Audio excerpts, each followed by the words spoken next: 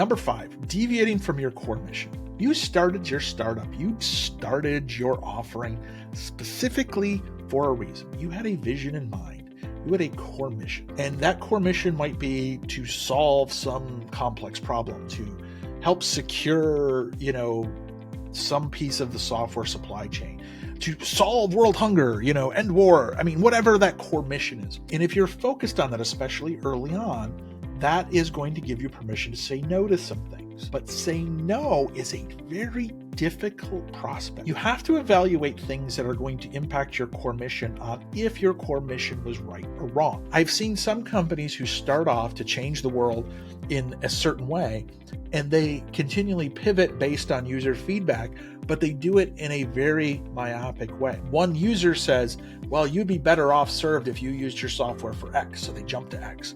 And then someone else says, no, we would prefer it to be Y, so they jump to Y.